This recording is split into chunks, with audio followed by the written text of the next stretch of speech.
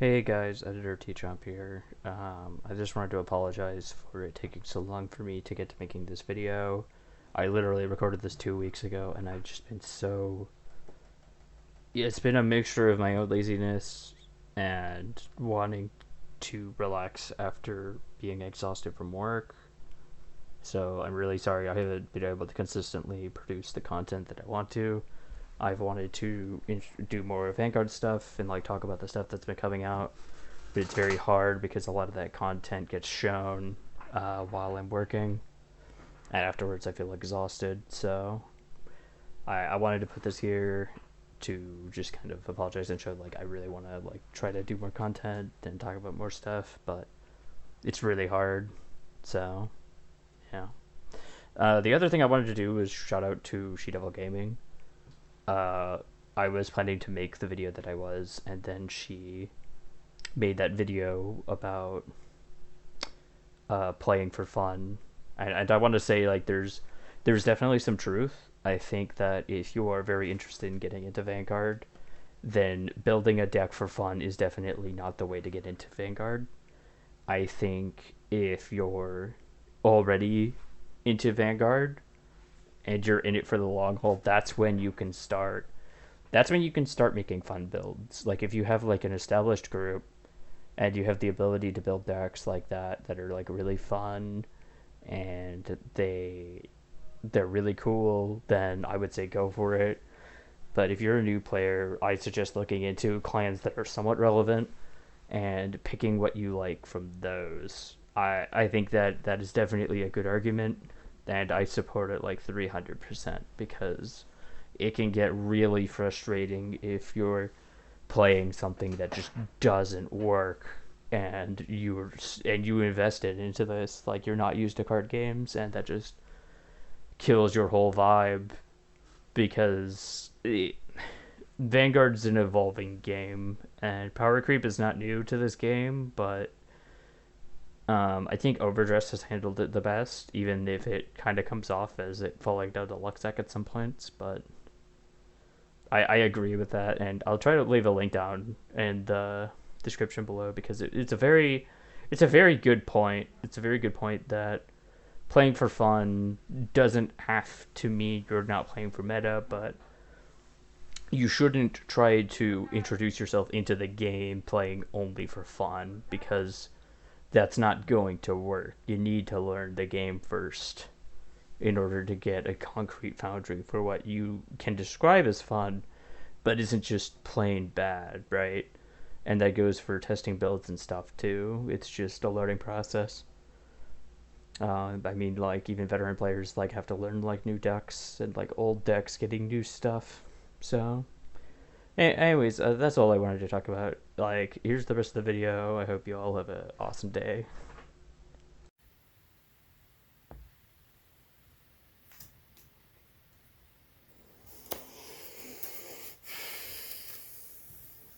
Yeah, I'm just gonna get right into it.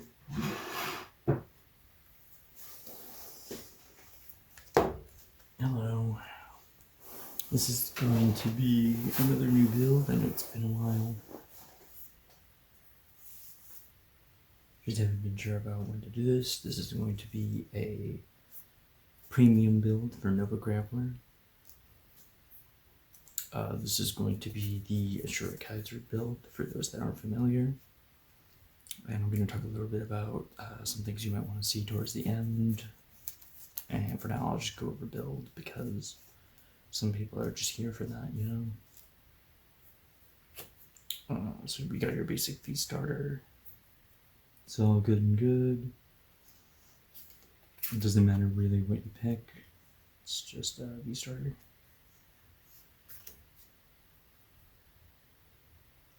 For Twin Blader, I was about to call it Paralyzed Madonna. For Strike Crit. And for Heal Guardian. Honestly, these three are pretty standard. So, odds are if you're playing Nova Grappler already, then you probably already have these. But these are just really good staples for Nova Grappler.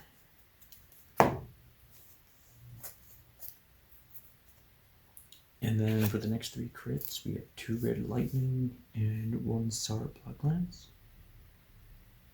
All of these are CC options, but Sour Blood Glance is specifically lock counter. So you can counterblast, put it in the soul, and flip over 2 cards from your damage zone, or from any of your circles. So that's Vanguard, that's Rear Guards. You can undelete or you can unlock. And that's kind of why you run them.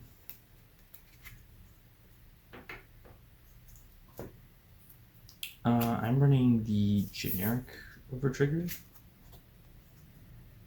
which isn't necessarily bad, but the brand Overtrigger is just better. I'm currently waiting until set 6, when the Overtriggers are going to be reprinted, because I assume it's going to be cheaper then. And I recommend for others to do the same. Watch the market crash. And then we have 4 Airship. The 4 Airship is actually really important because you really want to search your Asura Kaisers. It's also a 13k when it gets restood, and you know, Nova Grappler restand is the name of the game, so pretty easy condition to fill. For Bear Down Samurai, they just get extra power when any of your Nova Grappler cards get restored if your Vanguard's Asura Kaiser. So you can get a lot of power really quickly when you're on your stride turns, or even when you're on Asura Kaiser. Like, any amount of restanding will give this card a lot of power. So we can just swing really hard, especially if you have this on an XL2, because it's 7k base power, because it's a old grade one. It'll still be a base 12k power, but if you restand like 1 or 2 cards, like that's already like an extra 5k, so that's a grade 1 or a trigger that the opponent has to get rid of in a multi-attack deck, which is really valuable. For the last part of the grade 1 lineup, I just have 3 fillers here. Ideally you would have Saucer, but I guess I'll just talk about my options here because it's kind of I chose Dividing Rose because for the off chance that I could write it first and just kind of make it to the opponent hit it. So it's just kind of a meme. Grand Rope just as an extra stride fodder, and then Guns Don so that you could stop any Denial Griffins, or I know there's a new G card that retires, but I don't remember which one it is. But yeah, you should be running Saucer or another grade 1 that adds to your advantage, or hand mulligans, because you're kind of aiming for that Asura Kaiser win condition. Onto the grade 2s, we got 2 Dual Flyer. It gets 3k for each of your opponent's Vanguard grades when you have no stood front row rear guards. It's a really weird condition that I really don't like, but that's not what you're there for. So at the end of the battle detect, you can put it in soul, give your Vanguard 5k power. Then if you have no cards in your damage zone, you can countercharge. So that's just kind of extra sustain for your damage zone if you don't kill your opponent and you need more counterblast. Getting more to the heart of the build, we got 4 Genocide Jack. I love this card. I love that it was printed in V Premium. For those that don't know how this card works, it gets an extra 10k power while it's on Vanguard or Rear Guard during your turn. So it's 19k very consistently. It just doesn't stand during the stand phase, but you don't really got to worry about that too much. What you do got to worry about is the Axe skill, which allows you to rest 2 rear guards and stand it, and that plays towards the deck's win condition, which I will talk about towards the end.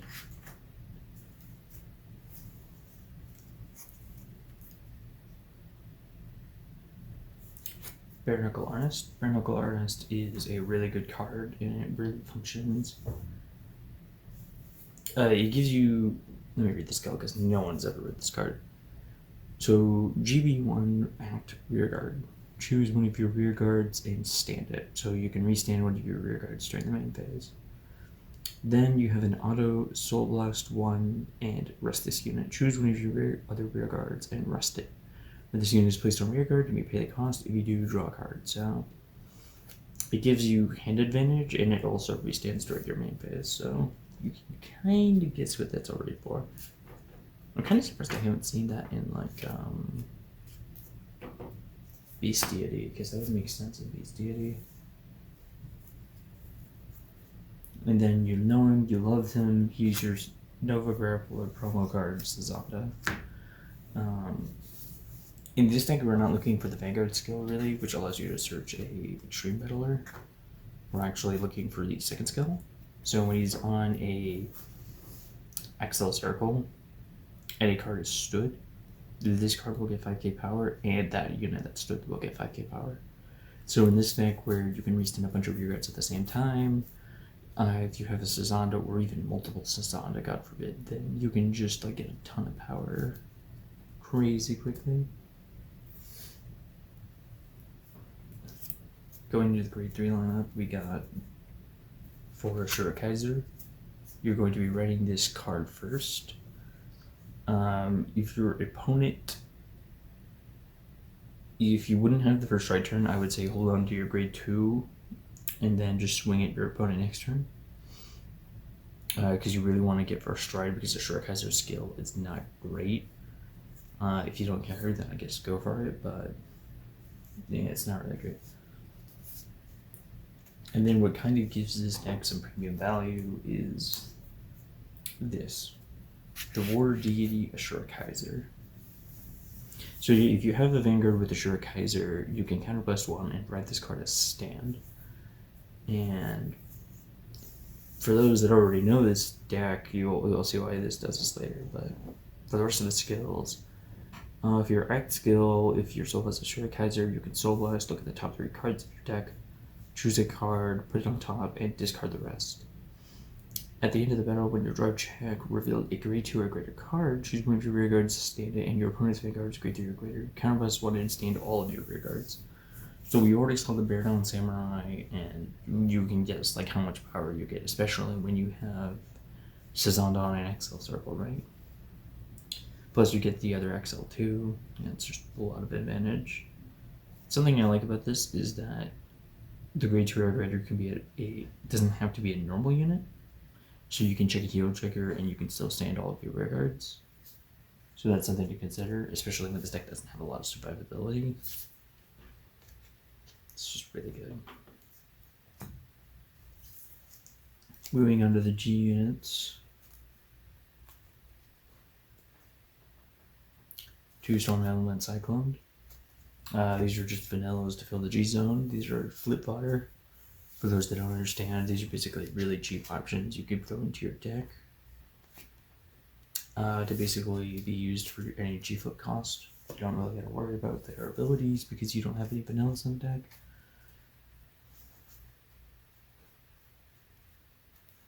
Speaking of flip fodder, 2 Demolition Beast Desires.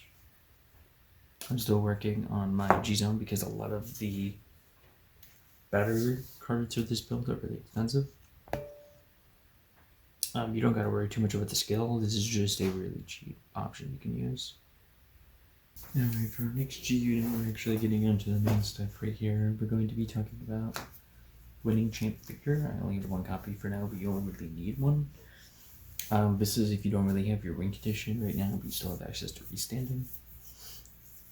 So for those that don't know what this card does, when you have a rear guard that restands, you soul blast and flip a card in your G zone, and both this unit and that unit get 5k power. And with Sazanda, they get even more power. And the reason why you go this first, if you have nothing else really, I mean, you could also go Demolition Artist if you don't really have access to restanding, but for the GB3, at the end of the battle of attack, you retire your opponent's unit and you draw a card. So that's pretty useful.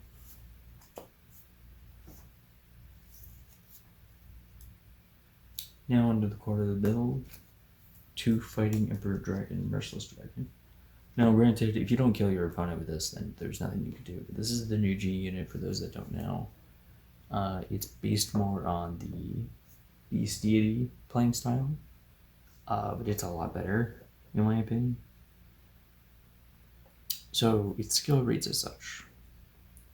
When your rearguard stands by a card ability, you can counterblast 1 and discard 2 cards from your hand. Stand this unit, and if it is your main phase, attack your opponent's Vanguard. So I'll show a little bit about how you actually play that in a bit, but it's a really useful skill for when you're attacking your restanding during your main phase. So like Beast Deities, this could be with certain skills. Maybe if we get Death Army, then that would be really useful, for example. And then at the end of the battle, that attack, it gets a minus drive. So I'll talk more about that in a bit, because that could be a little confusing for those that don't get it. Favorite champ?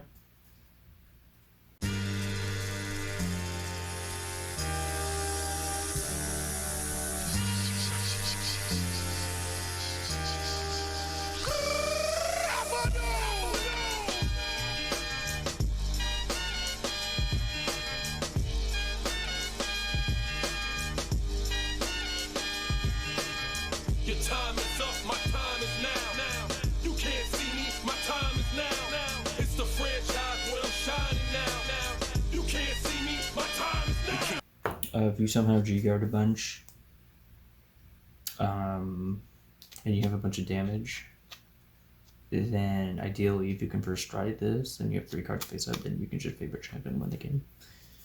I don't know how likely this is going to be, but you know, yeah. So its skill reads as such. Counterblast 2 and choose a face-down card from your hand and discard it. At the end of the battle that this unit attacked, you may pay the cost. If you do, choose up to the same number of your rear guards as the number of face-up cards in your seeds up, which, by the way, is 3. And it doesn't G-flip for this, so you have to have them up already when you stride this. So you choose the same number, stand them, and if you stood 3 or more, you can discard 3 cards from your hand, countercharge, and stand this card and attack again. So you can just keep reusing the skill over and over again, and it's amazing. On other stuff, 2 Dogen Titan and 2 Gundreed. Dogen Titan is just a pretty consistent 10k, plus if you soul lost, you can unlock a card or countercharge. It's really broken. The way Gundreed works is you can G-flip, and then if the attack didn't hit, you can countercharge. So if you just need like a very cheap card, but the only thing you have in your hand is a heal trigger, you can just Gundreed, get your generation break, and also get some countercharge going, which is really important in Nova Grappler. So I know I can talk about all the different options and stuff, but instead I'm going to just show you guys. So let's see.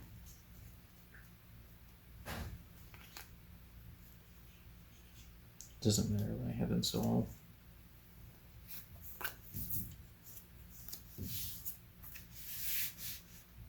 So let's say you get first stride, you have like 4 damage. So I'm going to Asura Kaiser. I'm going to get the Excel 2. I'm going to draw. And this is going to be optimal play. You're not always going to get this, obviously.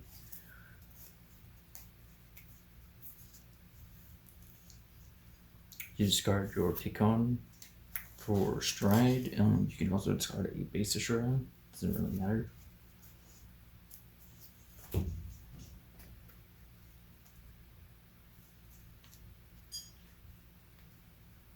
We go for the Restless Dragon here.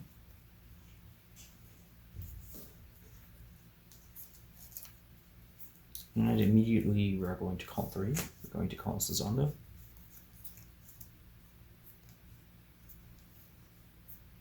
Bear down Samurai. and Artist. So we have Restless Dragon face up so we can refill the condition for the Generation Break one. But we are going to activate the skill here. We're going to Soul Blast 1, choose one of our other regards and rest. So we're going to draw another card. We're going to retire with the other skill, stand Bear Down Samurai. So not only is Bear Down Samurai going to get 3k power from its own skill, but Cezanne is going to give it 5k power, and it's going to get 5k power. Then we're going to use Restless Dragon skill, so we're going to Counterblast. Discard 2 cards. You can tell from Artist and the XL that we already meet the cost for that condition. So that's just really good. So we're going to attack with that. Get our triple drive off. Probably add triggers over to these cards because they're kind of low power still. At this point, if you didn't have any other options, then you would probably go for something else. But typically, you're going to want to go for another Artist. You basically just keep Artisting until you can't Artist anymore. So we're going to be Soul Blasting again. Rest, draw, retire, stand. So that's already 16,000 power on Bear Down Samurai and 10,000 power on Sazanda. We're going to be counterblasting, discarding 2 again. We are at -1 now from Artist's skill. I mean, we do have the drive check, so it's not that big a deal. We attack. It's twin drive now because we used Restless Dragon's skill before. Right, so that's going to swing again. And then at this point, you're going to Counterblast and you're going to Superior Ride Kaiser. What we do here is we get the XL2. Restless Dragon will actually return to the G zone. And now we can start getting ready for our battle phase. And you kind of put whatever you have on regard, so maybe you have a Sazanda, maybe you have ideally a Jack. Any boosters, feel free to put. That's probably it, honestly. Then we're going to go for the Soul Blast. And remember, because the Asura Kaiser is in the soul, we can pay the cost and look at the top 3 cards. We do actually have another soul, so if you had another card, you could still go for this card's skill. Then ideally you would snack at grade 3. Ideally some targets would be if you don't kill your opponent this turn. The Asura Kaiser, another Artist, or if you already have a Asura Kaiser in your hand, maybe another War Deity. Ideally, since you want to kill your opponent this turn, you're going to want to put the Free All Dragon at the top. Obviously, any triggers you're going to want to stack. And then if you have something like Brand Over Trigger, then you might just want to swing with the Asura Kaiser, but you know how it is. If you do get a grade 3, no, you always go for the Brand Over Trigger if you get it. That's just how you do it. So we're going to be swinging. Yeah, the order doesn't matter too much here. So we've already swung 6 times this game. And then we're going to attack with the War Deity. I know it's 12,000, like nothing you could do with that. I mean, you could have fixed it with this actually, but then we get less value, So 6 times, 7 times with the Vanguard. Then we jump to grade 3, we're going to Counterblast, stand everything. So a couple of things are going to happen here when we stand everything. Basically, Bear Down Samurai is going to get 3,000 power for every card stood, which includes itself, remember. So that's going to be plus 15,000 power. Both Sazanda's skills are active, so it's another 10,000 power. Sazanda's skills are going to activate, so they're going to get 20,000 power each. And every other card's going to get 10,000 power. So then, like, you kind of have these really consistent numbers. Even if your opponent damage a trigger or something, unless it's an over trigger, then you can probably keep swinging here. So then you attack at like least to most power, ideally. And that was what, 11 attacks total. One thing I want to specify is that She-Devil Gaming like made a great point that like fun decks aren't great for new players to get into, and I heavily agree with that. I think this is basically a collector's deck. This is people that really appreciate the old cards, that really want to make these builds that work. But I think the win con is definitely not super consistent.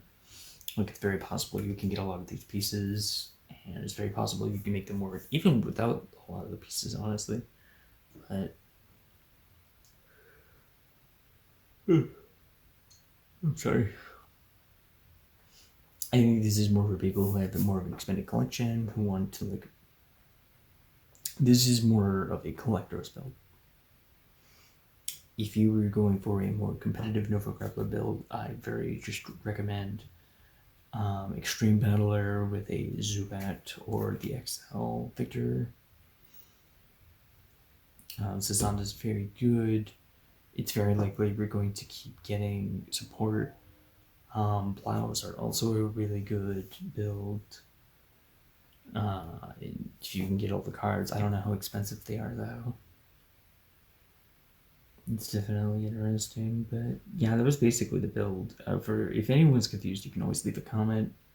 You can always ask me, and like I will respond, or someone else will respond. Because I love this clan. I can't wait to build more cards and just kind of mess with it more, because it's really fun, and I really want to play it more.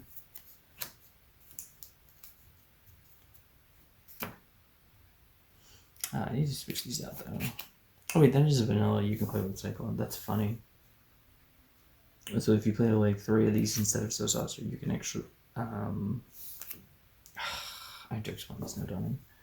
I didn't think about that. Oh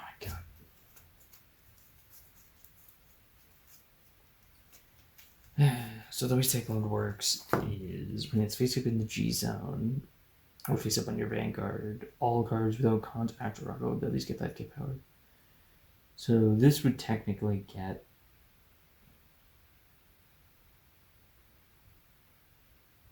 no power because Restless Dragon doesn't G-flip. So that.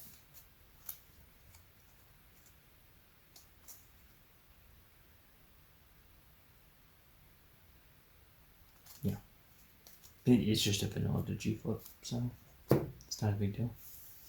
But if you did G-flip it and you had like one of these on rear guard, then yeah, 5k power, why not? But yeah, that's everything I had for now. I hope everyone has a good day.